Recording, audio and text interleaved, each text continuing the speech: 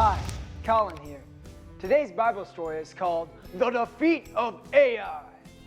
If you think that sounds like a great title for a battle, you're right. God gave the Israelites another chance to fight the men of Ai. Did they win? Let's watch.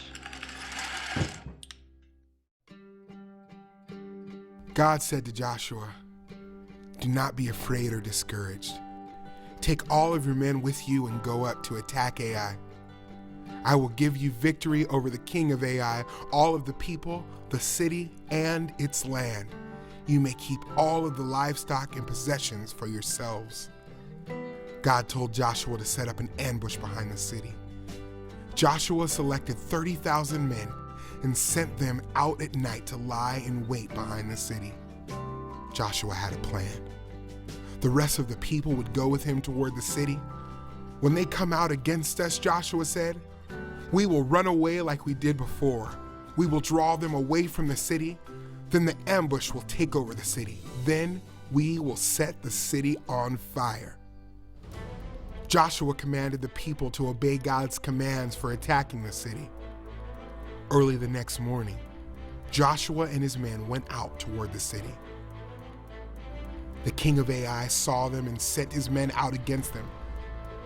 Joshua and the Israelites led the men of Ai away from the city. God said to Joshua, "Hold your sword in your hand toward Ai, for I will hand the city over to you." So Joshua held out his sword. And the men in the ambush overtook the city. They set the city on fire. The men of Ai realized they were trapped. The Israelites had moved in on both sides of them. All the people of Ai were struck down. The Israelites took for themselves the livestock and all the goods in the city as God had told them to do.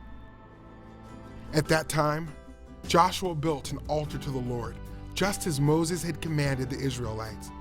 He built it according to what was written in the book of the law, which Moses wrote down. The Israelites sacrificed offerings to God. Joshua read aloud the words of the law.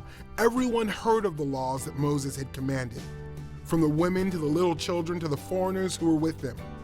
The people renewed their commitment to the law, promising to obey God's law just as he commanded. The Israelites were under a covenant in which their obedience was directly related to God's presence with them. We are under a new covenant through Jesus Christ, who took the punishment for our sin on himself. Because of Christ, we're in right standing with God. We are victorious over our enemies because of our faith in Christ. Did you see that? When the Israelites obeyed God, God was with them and gave them victory over their enemies. God blesses people who obey him.